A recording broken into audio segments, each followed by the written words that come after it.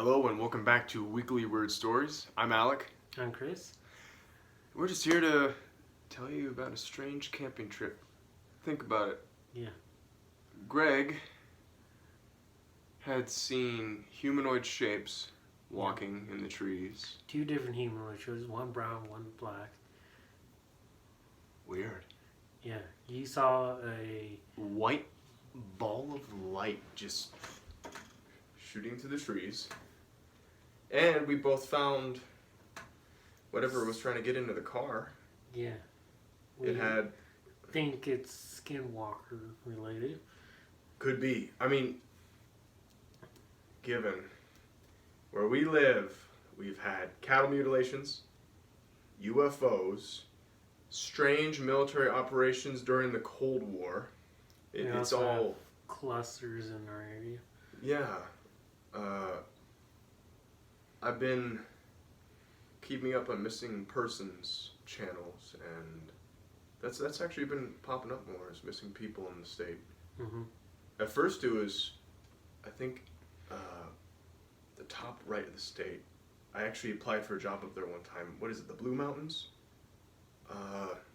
It was actually a wilderness, and I had applied to a forestry job up there almost 2 years ago now.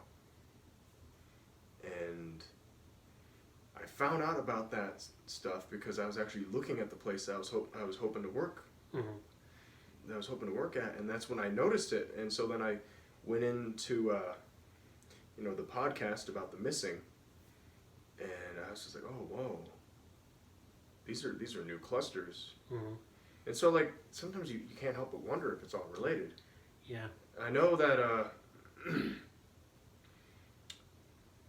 like, you can't say, oh, by the way, this is what it is. You can't just wave it and say, yeah, I have all the answers with all this. It's just all strange. Everybody experienced one thing or another, just like the guy. I like to think about, like, the guy who's in his basement with the strings and the tacks and all. He's like, it's all connected, man. Oh, you gotta think it could what be. David talked about, Mm-hmm. That stuff still bothers me. Mm-hmm. All right, so should we get to the story now? Yeah, we were actually camping. What was it? April 2019? 2019. We don't remember exactly what day. It was a weekend. And we just wanted to get out. And so we just, on a whim, decided to just, hey, let's go camping. Yep. And so we drove up to the Malheur National Forest, actually that way. And we went out on the Sylvies unit. We took a left on the 31 road and we went out a couple miles and crossed the Stancliffe Bridge, went a few hundred yards more and took a left. We didn't even know where we were going, right? Yeah. We just came to this place by chance. So we take the path all the way down, and there's a snowmelt stream, and so we decide, well, we'll just park the car here by this juniper tree, and we just decided to camp over on the hill. Yeah, you could see the hill. I mean, from the camp you could see the cars. That way, if anybody tried stealing. It was a really small hill, and we ended up naming this hill Camp Greenhorn. Green Mountain. Green Mountain. Greenhorn something else. I must have thinking something else here. Okay.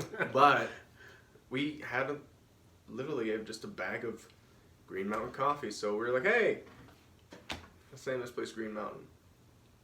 And would you say immediately that day, like, something was weird, but we didn't quite know what it was? Yeah. Like, it was something was weird. It was Greg that would give us that indication of something weird. And we'd only seen one person out there. It was the guy in the white pickup truck. Besides that, there was no one else there that weekend. No one. Mm-hmm. So, like, whatever happened, like, it wasn't people pranking us, that's for sure. I know skeptics will say that. Skeptics will say, oh, there are people out there pulling your leg. No, this wasn't people. You want to tell what you remember first? Well, before we get to our part, Greg saw one apparition before. Mm-hmm. And it was out by the pine tree, right? It was out to that shrine that was out in the... Yeah, by that big old pine tree, like the one that's like 4 feet across. Yeah. Yeah, he said that there was like something walking out there. Yeah. Because I didn't see it because I was busy loading stuff. He happened to see it when he was done putting stuff down. He looked out into the meadow and saw it out there. We were unloading the vehicle for our camping gear. So that was our first time. Oh, Greg saw it and he told us. And so, yeah, we were a little worried about this shrine there. So after we unpacked, we go check out the shrine. Nothing was there. Went back.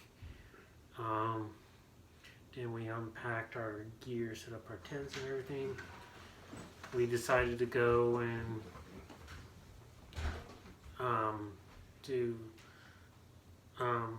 my friend Alex was showing me how to track to get ready for hunting season.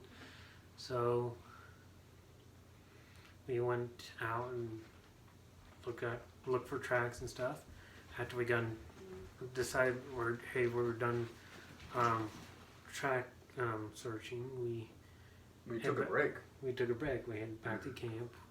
We didn't exactly where I was at the camp. We were at between the camp and this river. The river was at the bottom of the hill. Yeah, so we were by the bottom of the hill, and all of a sudden we heard a snapping sound of the Susie. It makes a snapping sound when it's locked. It makes a very distinctive sound when the plastic snaps shut. Yeah. And you can tell, you know, when you hear it, if I wasn't looking at it, I can just say, hey, I know that's the Susie, that's the Suzuki. Yeah, and I heard that same sound. We both heard it, and we were both like, wait a second. Who's at the car? Yeah, and we went and told Greg, did you hear anything down over by the car? And Greg was like, no. So we had Greg to follow with us and check out the vehicle. Mm-hmm. We're thinking somebody was getting into the Susie. That's really the logical thing to think, is when you hear that, you think, oh, you know, someone's at the car. Mm-hmm. I mean, you don't think, oh no, a deer's trying to open the car. Yeah. you don't logically think that. And so we walked down there. And I think you pointed out first about the coyote tracks, didn't you? Yeah, so I saw coyote tracks on the ground. And so we didn't see any human footprints. So we and I stated that. I said, well, we're the only humans here. Those are my boot prints, those are Greg's, and those are yours. When I looked over at the passenger side of the vehicle, I noticed some blood streaks on there. Humanoid blood streaks, and I said, hey guys, have you noticed this blood streaks on this handle before? I remember that. And they were fresh still. The blood was still wet. Mm-hmm. Remember, I touched it, and I was like, that's blood. Yeah. And there was even a fingerprint there too. Mm-hmm. Greg said that wasn't there when we loaded the car, and that wasn't there when we unloaded. Because he has photographic memory. He's like, I remember looking at this side of the vehicle in town and when we got to the woods, and that was not there. Mm-hmm. And I was like, yeah, you're right. You're right. That's weird. And the dog had been acting weird. Like, the dog was like looking like, I don't want to say Tess was paranoid, but she was like cautious. Like when you'd be like she'd be sitting there like scanning, and you'd be like, Tess, and she'd like snap out of being all in tune about what's going on and actually look at you. Mm-hmm. She wouldn't look at the food. Remember that? Yeah. We had pork sticks, and she just, no, not paying attention. And she's just like, she'd look out at the hills, at the trees. Her ears were perked up, and so you can tell she's listening for something because, you know, she doesn't act like that. Her ears were perked up, and she's just like sitting there, her back to you. When we cooked dinner there, she wouldn't. She'd just stare at the dark. Yeah. She had like that 1,000-yard stare, and she would just be like. Mm-hmm. Well, I remember. Before we started cooking dinner, we did hang up our rest of the food up in the tree so the bears wouldn't get to it. And the tree, the branch was actually booby-trapped to fall if a black bear actually climbed out on it, so that way we'd hear it and we'd be able to go get it. Mm-hmm. But aside from the humanoids that he saw, the apparition, the prints and the blood streak, When did Greg have his other encounter with It's those? until the next day. So, before the next day, we went down and check on the food after dinner, just to make sure it's secured. We both had night vision, and I was watching to make sure you're okay when you were checking the food. Yeah. And you came back and you said you saw like I remember that. shoot right behind my head. You remember my reaction, right? Yeah. I turned around and I was about to ask you something. Like, I was going to ask you if you've seen anything. And I said no. And you said no, and I turned and looked behind you. About 20 yards behind you, maybe 25 yards, there's this white ball of light the size of a softball just quietly zipping through the trees. And I'm just like, what was that? Remember my reaction, right? I'm just like, what? And Greg didn't see it because he was sitting down. His back was to it too. And that night, like we all had bad vibes. The dog would not sleep. She would not even look at the food. She shivered that night too. Yeah.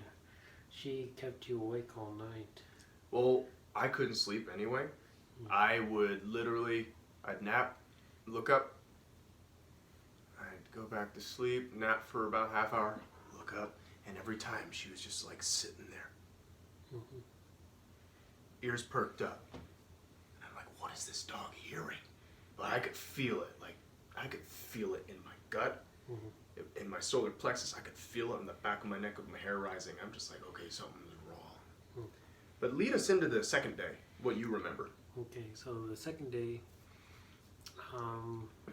we had breakfast, did some more tracking stuff.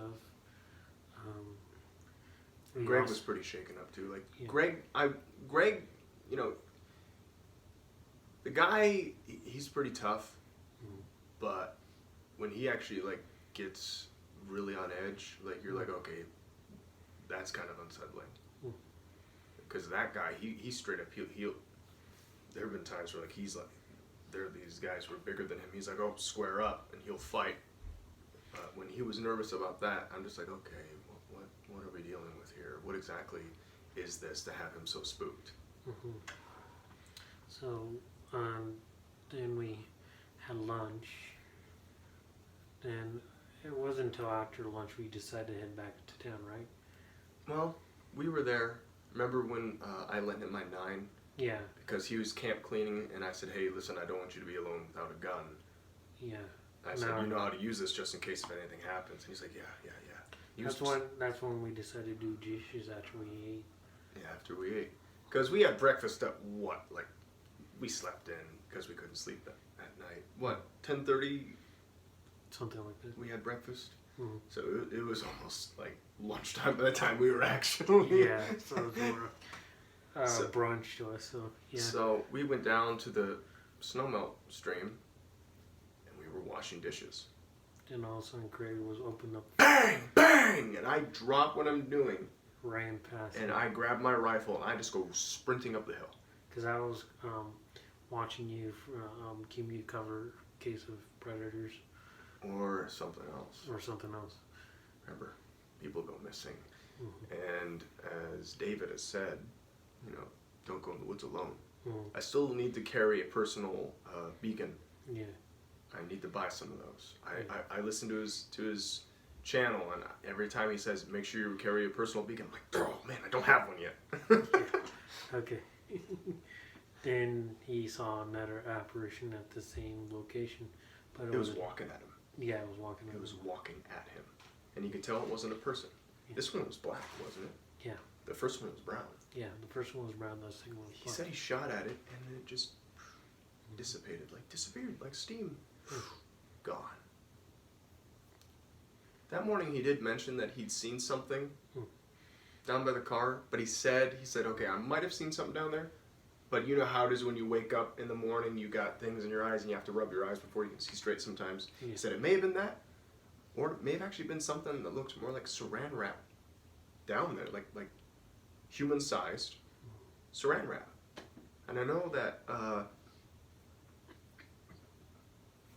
people have talked about that, especially in other forums and even people in the Bigfoot community talk about seeing lights and the saran wrap figures. How they're related, I don't know if they're related or if they're two separate entities just sharing the same space. Yeah, could be. He said that he may or may not because, it was in the morning, he woken up like an hour and a half before us. And he did say that after he rubbed his eyes and everything, it was gone. Then again, if you rub your eyes for 3 seconds, that's enough time for something to disappear. What else do you remember about that? Nothing else I can think of. So, I don't think there's any more we can add on. So. We did go after that, didn't we? Yeah. We decided mutually, hey, something weird is going on, and we should get out of here. We all had a bad vibe. Yeah, we left. And that place is not too far from actually where I had a Sasquatch encounter. Yeah. But that is a story for a different time. Thank you for joining us for Weekly Weird Stories. We will see you next week for episode 4.